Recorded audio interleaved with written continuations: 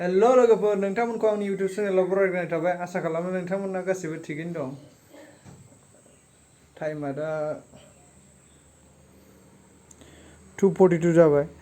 न'आव थाबाय थानो बानानै आङो दसे बेरायग्लांनोसै आरो मोनसे खामानिबो दं आरो बाजैनाव मोनसे लेखा लायनांगौ दं। आङो दा न'निफ्राय ओंखारलांसै होनबा बिदिब्ला बोथोरा बिराद मोजां जाबाय लोगोफोर। अखा हानानै अखा दोमैलु बार खोलो खोलो पुरा बरिया जाबाय बेरायबाय थाथावथावनो। दा फैनायावसो अखा लोगो मोनबोगोन नामा न'आव फैफिननायावसो। रेनकट लाखाबाय आं लानाया सिन्था गैला ओंखारलांसै आं दा। बिदि अखा दोमैलुबाथाय बेरायनो मोजां मोनथारो आं।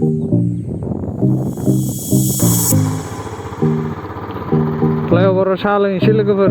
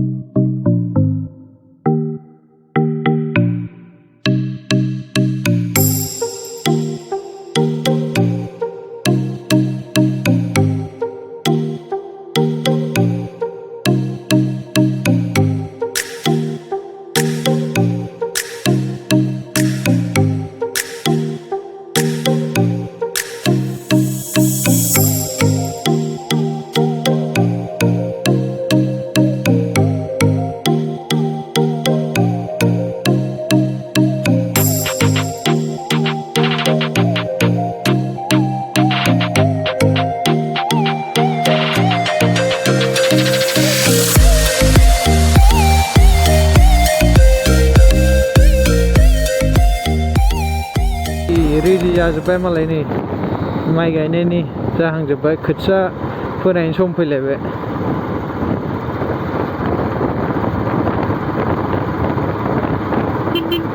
एसे साइड हगारदो आदामोन।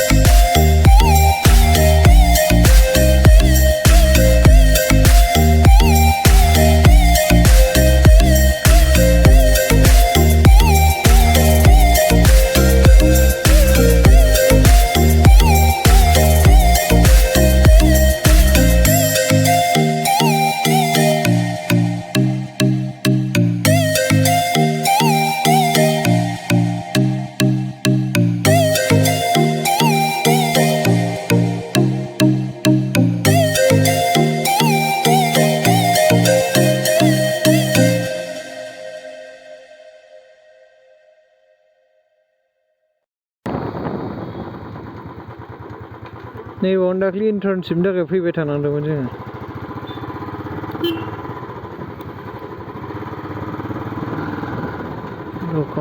दखान लुजोब्बाय मालाय।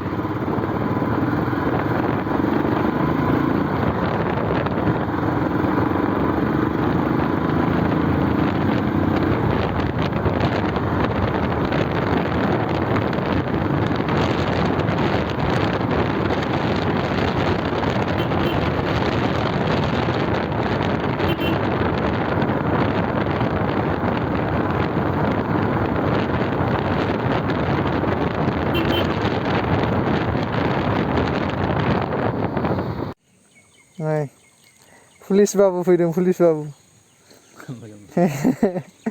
सानसे सुथियालाय गैया 29 तारिखआव थांसै 29आवनो दिनै खय तारिखमोनलाय दिनै 26 गैला माथो 27 दिनै 27 बावसो दिनै औ 27थ' दिनै साख्रि जाबाय सिन्था गैला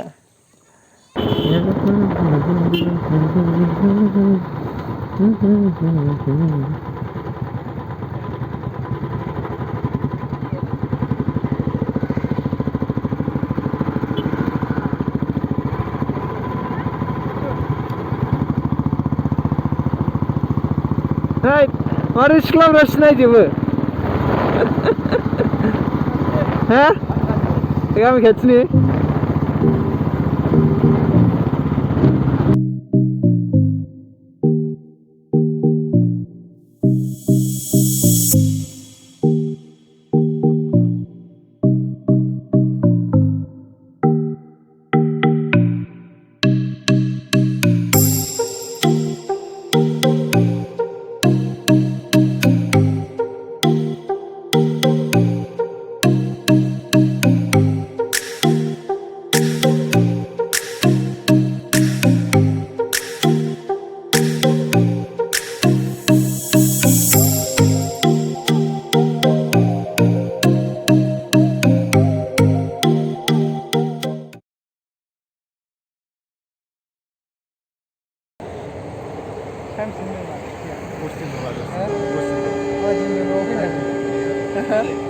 मोजांबो मोनदों नाथाय खस्थ' थफ्ला थफ्ला जानानै थांफिननांगौना बिरादनो खस्थ' मा लाबो गासिबो ट्रेन्सफार जाबायना अफाय थाङो एबार देरगाव लखिमपुरनिफ्राय देरगाव लांबाय देरगावथ' ट्रेनिं माबा दंना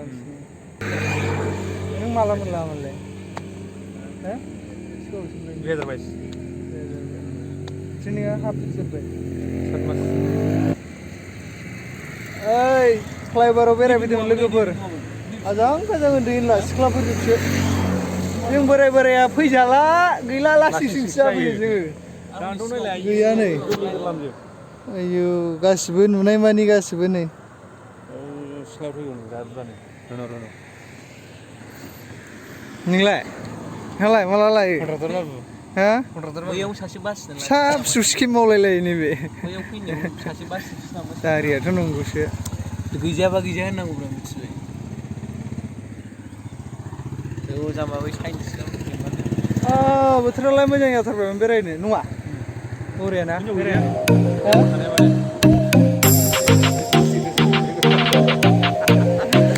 लोगोफोर एसे इन्जय खालामनिमोन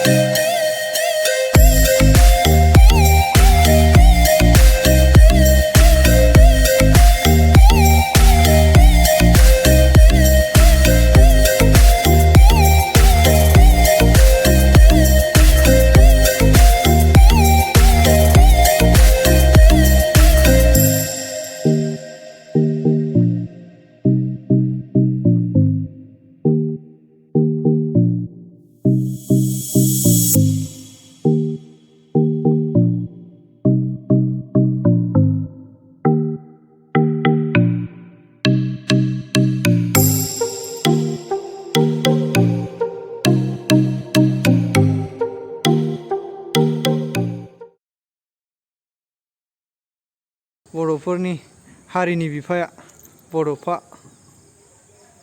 फ्लाइअभारनि पिलार खुन्थियायाव सोर आखिना होनदों धनन्जय बे आर्टस कलेजनि आखिदों नैबे हस्पिटाल सेराव मा हस्पिटाल मोनलाय बे निउ गोदान नार्सिं हम गोदान डिलिभारि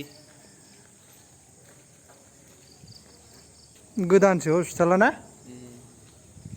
डिलिभारि बैयाव जाला बावसो माबायाव सिभिलाव गैला सिभिलावबो दङ दंनाया ओमफ्राय नैबाव बांसिन मोजां नुदों बरियानो